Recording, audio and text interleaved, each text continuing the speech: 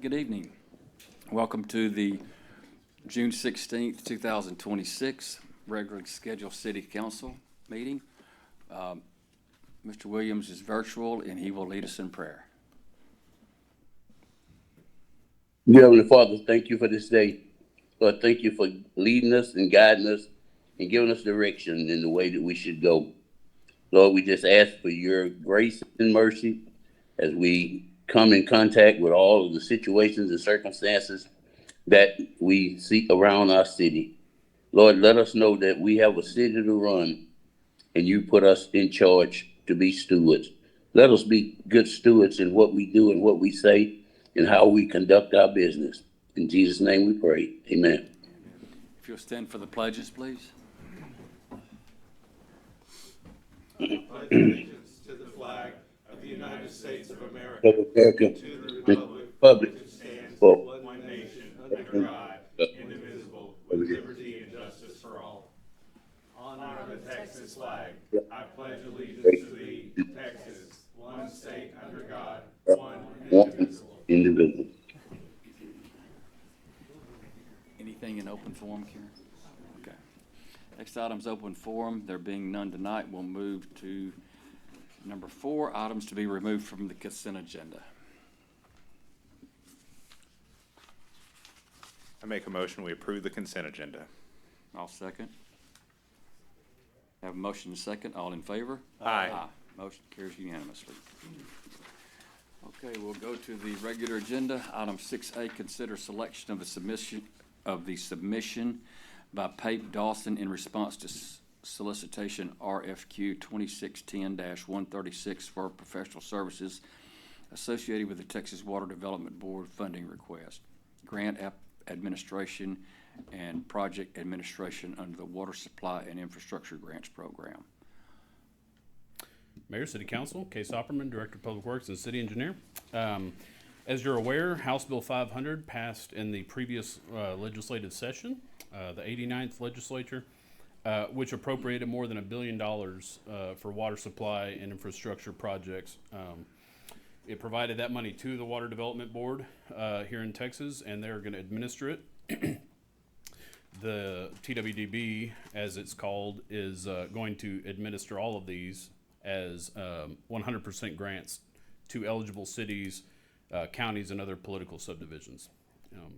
These projects, to be eligible, they must address either water loss, TCQ violations, or provide additional water supply, which under their definition can include upgrading or replacing existing water systems. So we have projects galore for that kind of thing. So we were happy to see this come across. This is on a fairly short timeline. Applications are due July 30th of this year, with commitments starting in the fall of this year. And the real deciding factor for what we have in mind for projects is that these projects that are awarded, if we are awarded this money, we have to be completely done with construction by February of 2031. So a fairly constricted timeline. As you'll see on this slide, we have, I didn't put it on this slide, I apologize. Thought I had it on the slide. What I meant to put was that communities of our size are eligible for up to $21 million. However, that money all has to be expended by 2031. So to go for a bigger project, to basically spend that whole amount would essentially take longer than what that timeline allows for us in Nacogdoches. So we have identified several big project options that we feel we can accomplish, design, any acquisition that we need to do, and then construction before that February 2031 deadline. And so we've got ideas for those projects. Mainly the one that's floating to the top right now is a major transmission line replacement between our Southwest Pump Station and the West Loop. So it's a project that's been on our CIP for a while. In future years, we estimate it to cost between $7 and $8 million. And so we see that as a good option for utilizing, to the best of our ability, this money in the timeline that we have allowed. So we recently sent out an RFQ last month for professional services to basically apply for and then just administer and design this project if we are deemed eligible and awarded this project.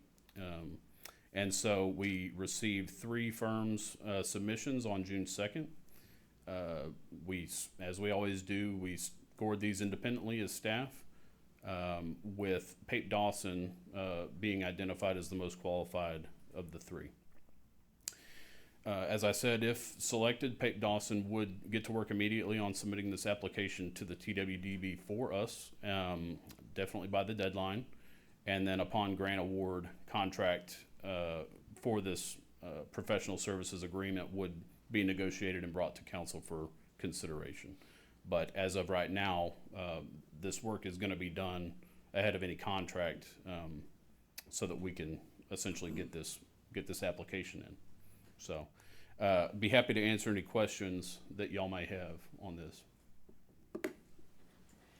Do you know how many cities right now are applying for these dollars? I don't have an idea about that, but I would imagine it'd be pretty much anybody who's paying attention. This is a fairly significant opportunity for cities, counties, other political subdivisions, and so everybody ought to be applying. It's a very competitive grant, but we have high hopes that we'll be found to be desirable on this. Well, I just appreciate that you went ahead and did the RFQ and so that you could have a very competitive application. I think that was so wise, and I'm not sure every other city might have been approaching it like that. You're shaking your head back there, saying that we are pretty far ahead of the game. Would you like to speak to that, or can? No, I work with a lot of cities, and I see this on a regular occasion, and you guys are way ahead of the game. Yeah. So good job. Right, that's what I. Thank you. Thank you. Any other questions? Do you need a motion from us? Yes, ma'am. Okay. Just to approve this selection, or otherwise. So I'll make the motion that we approve the selection as submitted in item 6A. Second. Have a motion second. All in favor? Aye. Okay, item 6B. Thank you, Case. Really appreciate it. Consider approval of a contract by and between the City of Nacogdoches and Alliant Insurance Services to provide employee health benefits consulting as described in solicitation RFQ 26-10-106 for a term of 3 years and the total contract amount of $210,000. Good evening, Mayor and council members. My name is Brittany Tucker. I'm the HR director.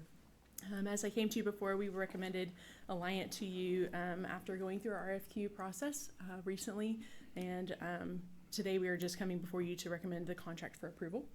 I'm going to introduce to you both Tim Brown and Bob Tracy. They're here today with Alliant, and if there's any additional questions I can answer for you as well as them, please ask as you do. Go ahead.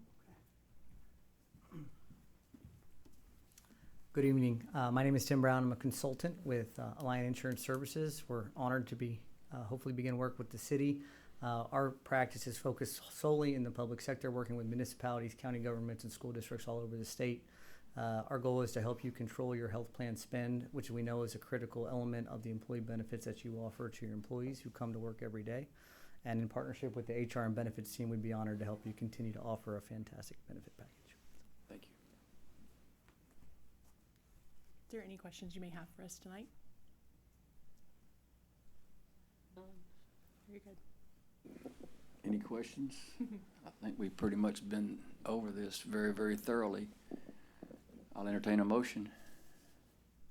I'll make a motion that we approve a contract by and between the City of Nacogdoches and Alliant Insurance Services to provide employee health benefits and consulting as described in solicitation RFQ 26-10-106 for a term of 3 years in the total amount of $210,000. Second. Have motion second. All in favor? Aye. Motion carries unanimously. Sorry y'all had to drive a long way for, For that much money. yeah. You're welcome. We're looking forward to it. Okay, all right. Okay, next item, 6C, consider approval of a contract between the City of Nacogdoches and ISI Water Company utilizing TIPS Purchasing Cooperative Contract Number 250601 for services involving the audit and examination of the city's utility system for accuracy in metering, billing, and collections, and authorize the city manager to execute any and all necessary documents. Mayor, City Council, Kevin Sardini, Assistant Director of Finance. This contract will allow us to partner with WCA, and the purpose is to enhance the performance and look into the revenue capture. It doesn't come with any upfront cost for the city, so WCA is basically going to be taking the lead on this, and it's based off a percentage of the increased capture. I have here Sean. He has a presentation for us, and I'll be happy to answer any questions after he presents. Thank you. Good evening, Mayor, Council. My name is Shane Sangali with Water Company of America. We are a very unique firm in the sense that we are pretty much the only firm that does what we do, which is do a deep dive into your utility billing system, looking for errors that could be causing revenue to go missing, misbilled, unbilled accounts, and such. So I've got a quick little presentation. It's only like 45 slides, about a minute a slide, so just bear with me. Okay, thank you very much. I move that he goes away. So we're talking about water, wastewater, and solid waste. Anything that is a utility service provided by the city, right? Some other cities have drainage fees and other various fees. You guys are water, wastewater, and solid waste here. So we will be looking at those things. Why would you be missing revenue? What happens? Well, it happens to every utility, and there's millions and millions of dollars that are being lost. Typically, it's something in the data, right? Everyone in this room is human. Everybody, at some point during the day, fat fingers something on their phone or on their computer and makes a mistake. It happens in utility billing as well. When accounts get set up, a wrong meter size gets put in, a wrong rate code gets put in, whatever the case may be, which could cause a bill to be wrong and the revenue not to be right. So that's what we're looking for. You guys have addressed the cash register, right? The water meter itself. You're putting new water meters in, so you're taking care of that particular portion of the missing revenue. We're looking for the data side that could be out there as well. How much is being lost? I've got a slide here that shows you kind of what we have found in various cities throughout. My font got all jumbled up when it came across, so it's kind of hard to read there, I see. But I'll give you a couple of different ones: Harrison, Lafayette, Pearl, Woodlands, Beaumont, Hot Springs, Nacogdoches. We're also working just up the road in Henderson, up the road in Jacksonville, down the road in Huntsville, Texas City, Baytown, League City, the Woodlands, as you see. These are just some numbers that we have captured for those particular clients. You're highlighted because we don't really know. We have an estimate. We think that there's that much money missing in utility revenue annually, but there's no guarantee that that's the number. We don't know until we get in there and we find it. So it can be a significant number when you look at someone like a Beaumont, a Lafayette, or it can be just a small chunk. Why do we fix it? It's the right thing to do. I don't really have to go into, why should we go looking for missing money, right? We know that we need it. Everybody needs it. We also want to make sure that every ratepayer in the system is paying their fair share, right? No one should be getting free water. No one should be getting free sewer services or garbage. In fact, the Public Utility Commission says that you can't give away your services, so you have to be paying for it. So we're going to be that second and third set of eyes to help you make sure that you are collecting what you're supposed to be collecting. What are you going to do with it? You're going to fund critical infrastructure. Case was up here talking about some grant money that comes along very few and far between, but you always have infrastructure needs. Let's help you find some money that internally that you don't have to go out and borrow as well. So that's a good thing. It's going to help your operational efficiency, and TWB likes to see you doing these types of things, right? There's water loss audits that are required This kind of helps back that up and validate your water loss audits, because you're also looking at the utility billing audit. So how do we fix it? That's where we come in. Again, we're that second or third set of eyes that work with your utility billing team and your finance team to dig through the data, to look at every account in the system and confirm that the rate codes are right, that it's inside or outside city limit services, that the meter sizes are right, that they're being charged for sewer, all of those things. As Kevin said, we do this with no upfront cost, okay? We do a revenue share. So when we help you find some revenue, you fix it, you send out a new utility bill with that is correct, that has an increase in revenue, then we share in that increase in revenue for a finite period of time, okay? And so that's how we are paid. It's performance contracting. If we don't find anything, we don't get paid. But we have yet to go anywhere and not find anything. That's why we're still around and have been for 35 years. Again, the program is simple. It's simple in theory, but it's really complex. It's a matter of us sitting down with utility billing and IT and getting all of the data out of your system securely, and then being able to take and do a deep dive in it, rebuild it, run some queries, run some reports, and then put boots on the ground and go confirm that what's in the system matches what's in the field, that the meter number matches what's in the field, and the meter size matches what's in the field. And when we see that those are wrong, that's when we submit it to you for correction. Okay. Once that's done, we submit it to you, you make the correction, and then you are seeing that increase in revenue for perpetuity, right? And then we're kind of out of your hair. For 13 to 14,000 accounts, that's probably about a 6-month project for us, reviewing everything and boots on the ground. We're not going to go knock on all 13 or 14,000 doors, right? We're only probably going to physically touch 1 to 2% of the accounts in the system. That's what we typically find. Of everything that's out there, 98 to 99% of it is right. We're looking for that 1 to 2% that's wrong, that could potentially be hundreds of thousands to millions of dollars out there, depending on what kind of account it is. So it's not, your citizens, your ratepayers, are not going to be, they're not even going to know we're out there for the most part, because unlike the meter change out where every meter got touched, we're going to be very few and far between that we are actually visiting. That's it. I got plenty of time for questions. You guys didn't have any for anybody else, so I assume you're not going to have any for me. But go ahead. I've got a question. Of course. Let's go. So if you find out we've been overpaying our water bill, do you give us money back? If I find a account that is overpaying, I submit it to Kevin Utility Billing and tell them what it is, and then it's their responsibility to make a decision on what to do with it. Right? Okay. So it's your primary purpose to find loss. Is to find lost revenue. So right. it's a water bill raise for all the citizens out there, isn't it? Or most of them? No, 1 to 2%. Okay, right? But they're okay. not, that 1 to 2% is not going to be happy, right? Potentially, but it's also ratepayer equity. They're paying their fair share now. Can they protest? That is totally up to what your ordinance says and how you allow that to happen.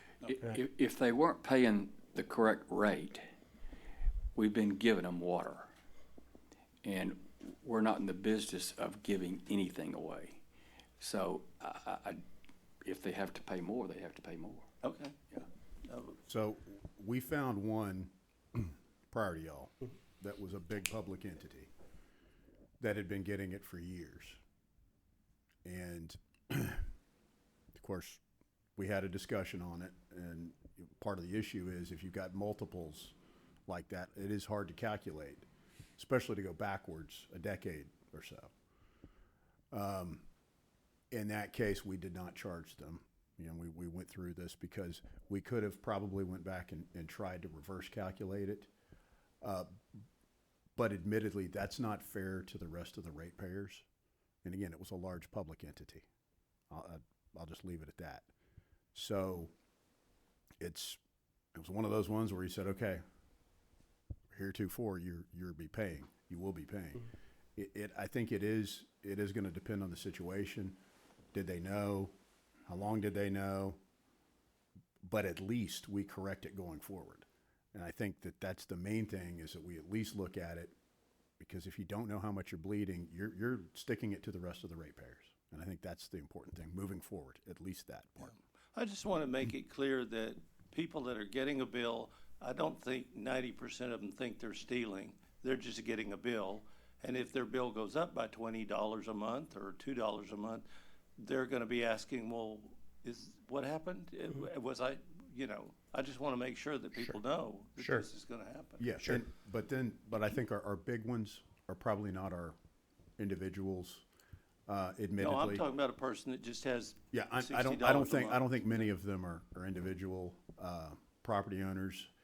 We've also had some private ones that effectively were stealing.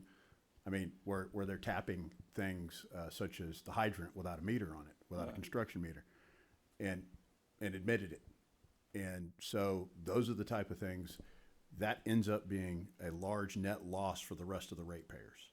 And so when folks come in and complain about, transfers within the utility funds, but then you don't address major loss like that, to me, that's a problem.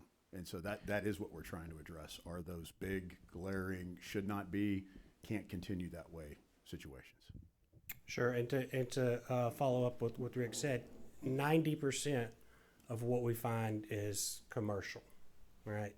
10% is residential, unless we find a mass fine where all of the 5/8 meters are being charged wrong, right? Or 1 inch, and we very rarely find that. We have found that once or twice, but it doesn't normally happen. And in that case, it's everybody, and so you're kind of like, we've got to do something anyway. But 90% of it's going to be commercial users. You're right. Most of them don't know, but when you present it to them and you show them the information, you show them what their usage is, what their rate's supposed to be, that they weren't being charged for sewer, or whatever the case may be, they have an aha moment, and they're like, okay, I'm supposed to do what I'm supposed to do. All this revenue that you find or not find, it would go into the utility fund, right? Okay. Even though it goes into the utility fund, if you found $200,000 and say it didn't go in the utility fund, it was just general fund, that's 1 penny on your tax roll, unless Todd's got a new calculation. That's what it was last year. So, yep, so. Sure. Okay. I have a few, did you have a question? Okay. Nope. So I know I had been told just a few years back about people tapping into the hydrant, like you were saying, particularly like a truck coming up and tapping in and filling up. And how would you find that, or how have we found it, Rick? 'Cause Now, one thing is obviously the curse of having worked in other places that had faster growth. You typically will have that with construction activities where they tap it, oh, no one's going to know. Now, sometimes they'll tap it and repeatedly. Right. And unless you're watching where you have that loss, now the come to council type moment that they might have is when you present them with that information. It's a commercial business to say, oh, and then they finally say something like, oh, I always wondered why the business had a lower monthly bill than my residents. Mm-hmm.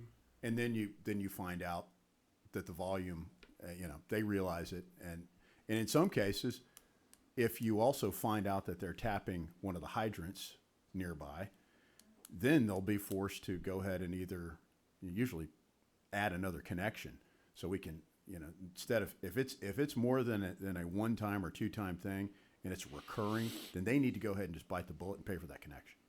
Yeah, so my question is, do we have a way of monitoring that or making sure people report it, or, because I Inspection think, services probably would be, your city inspection services, like if you've got contractors that are working, that are connecting and doing that type of stuff. They find things. Actually, those are the until guys you that go, would do that. usually until you have a reason to go in and check one of those meters nearby, you may not know if nothing has happened in a given number of blocks for a while. Okay, and so, I know you're paid a certain Case, did you want to say? Oh, you both Shane, want to let me say. speak to Good. that. So, Thanks.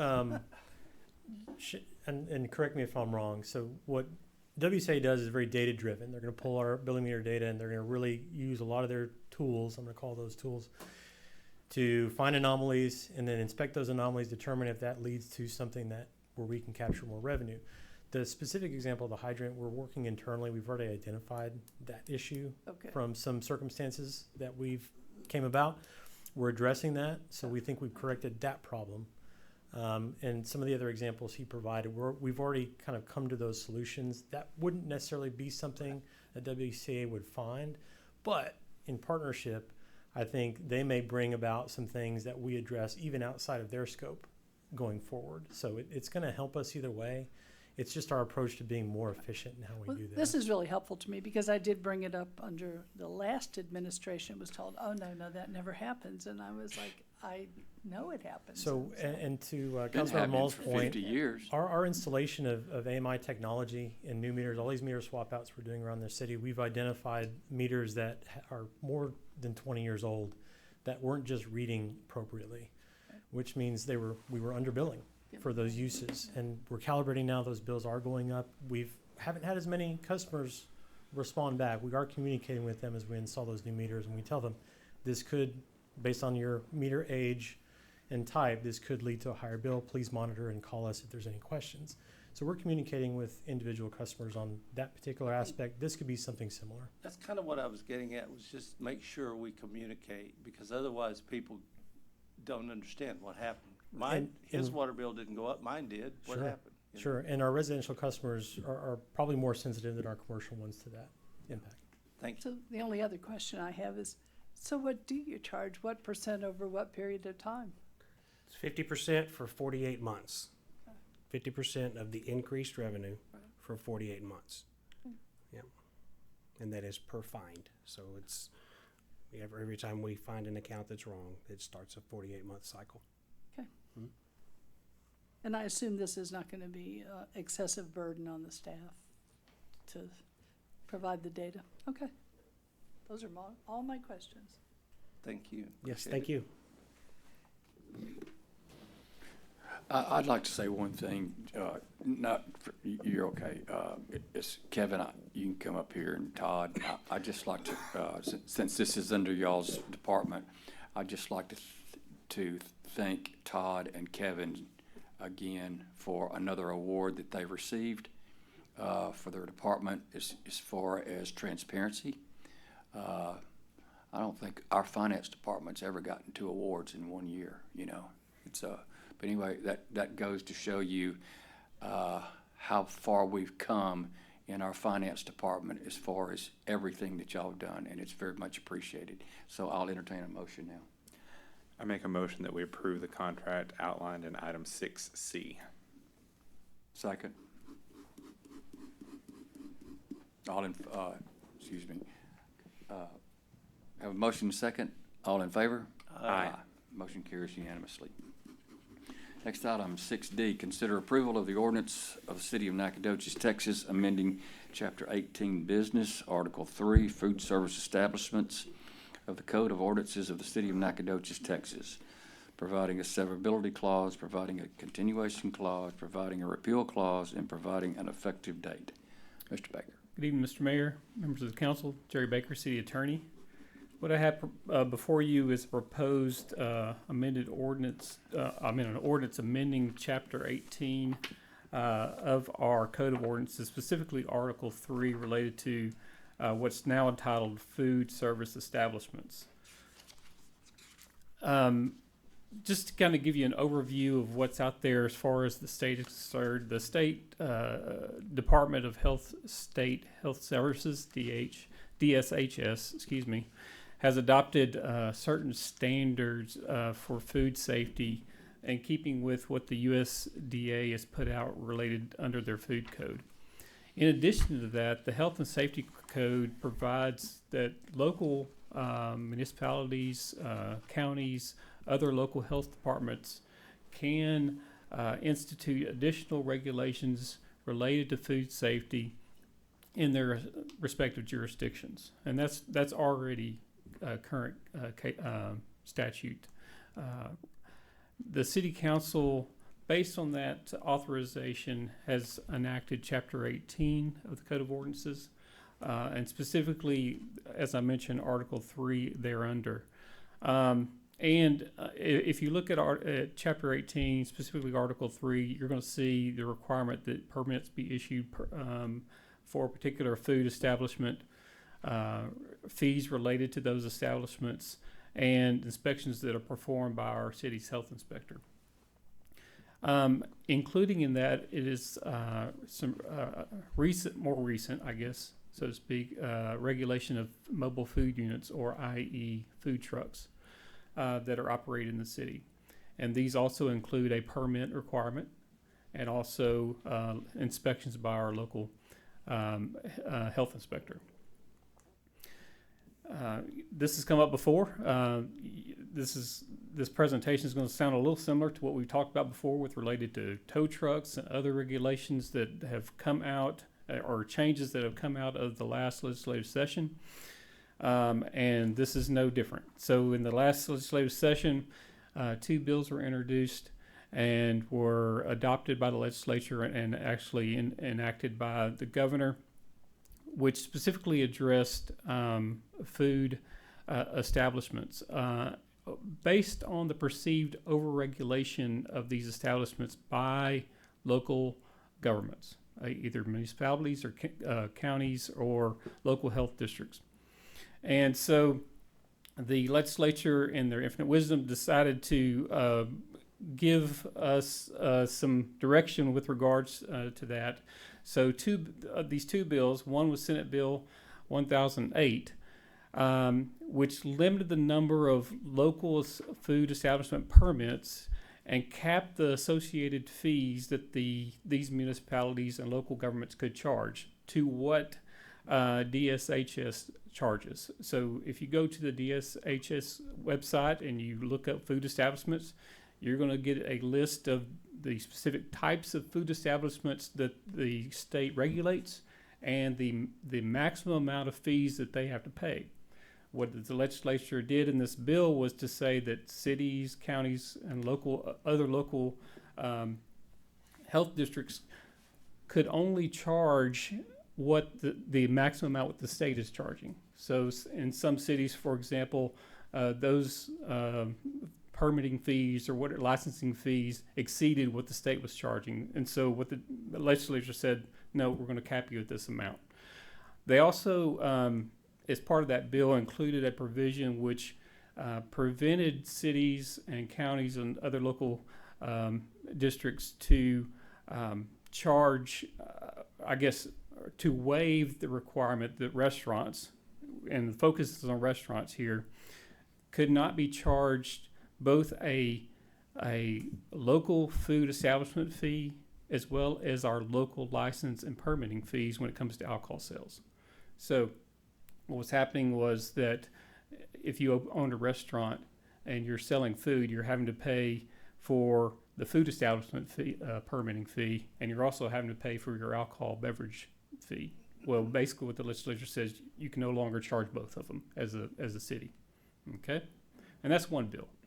The second bill was HB 2844, which was enacted to create a uniform statewide licensing and regulation requirement for food trucks. Basically what the state has done is come in and said, cities, you can no longer permit and do inspections of food trucks. We're going to leave that to the state.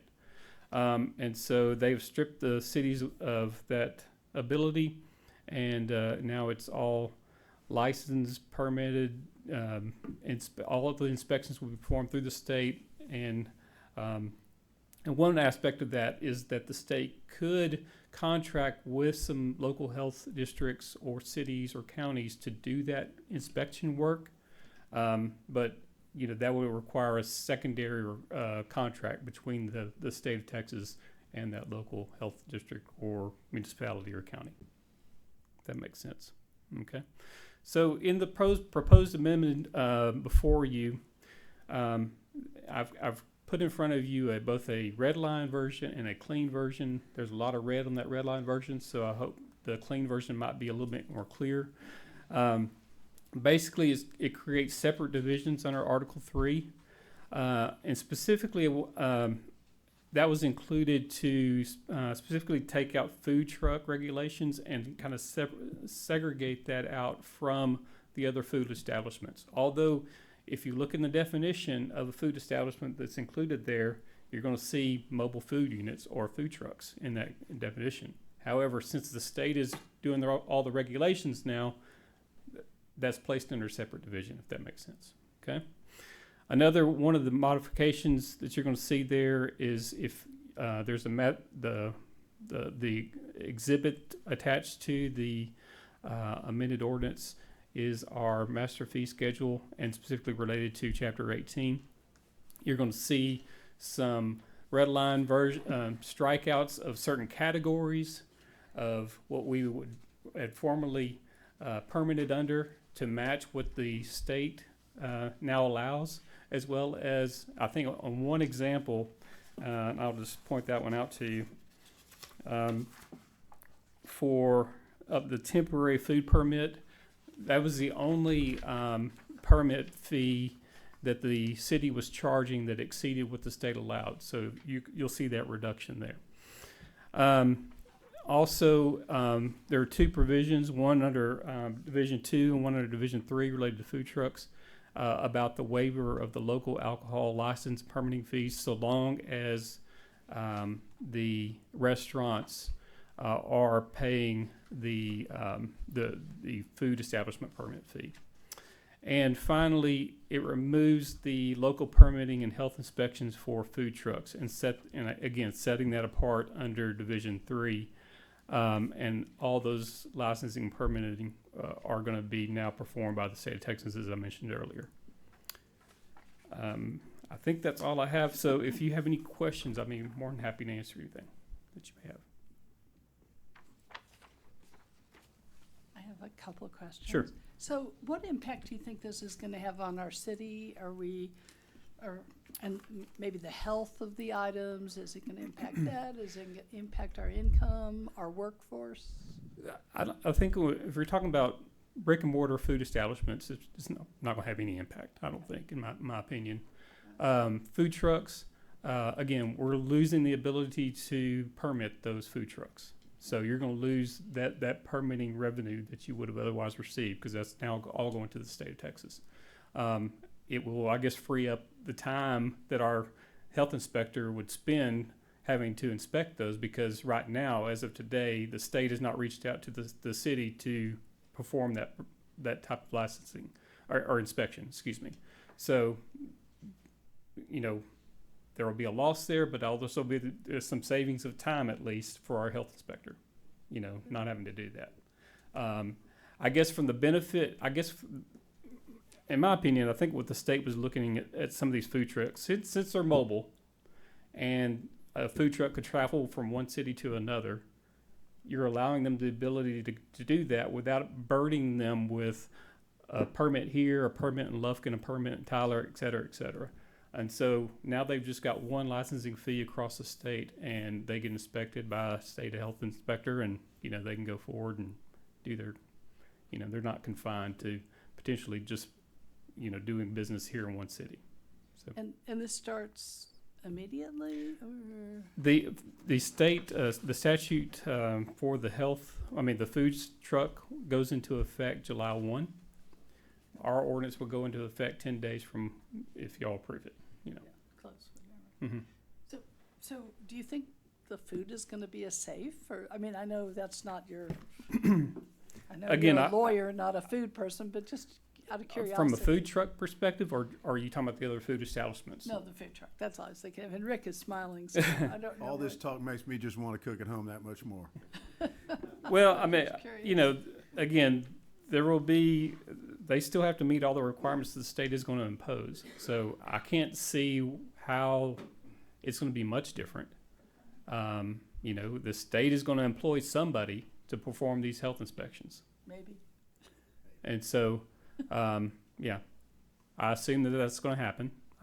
unless something happens otherwise, I guess we'll cross that bridge when we get there. But it's kind of they wanted it to be a state issue, and now they've taken control of it. So The only thing they're that kind of burdened with the the problem now. So my guess is that the brick and mortar lobby will try to push back in this next session. That'd be my guess, because just in terms of, Competition. correct.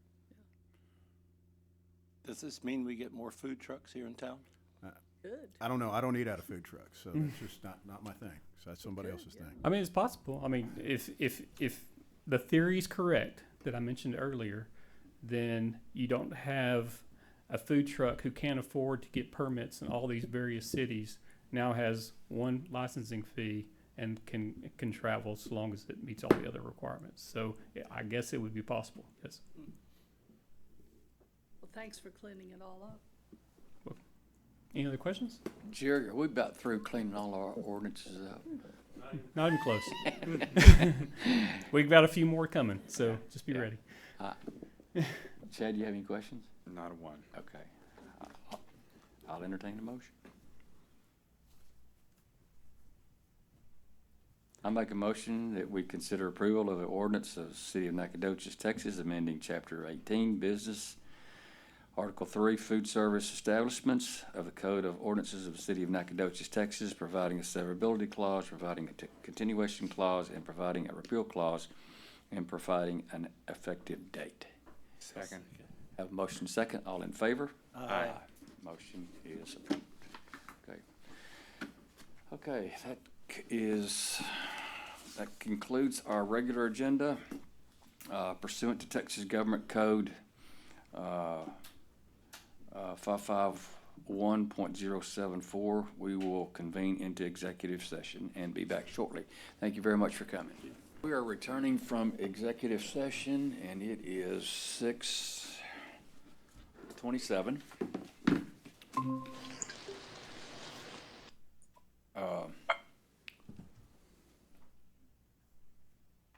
Okay, anybody want to make a motion? Yes, sir. Mayor, it is my privilege to make a motion to approve the appointment of Mary Frances Bradford as our Director of Economic Development. Second. Second.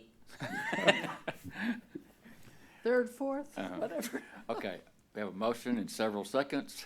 All in favor? Aye. Aye. Motion carries unanimously. Congratulations, Mayor Francis. You are so well deserved. Okay, that concludes this regular meeting and executive session. And I'll just say, God bless this great city of Nacogdoches, Texas.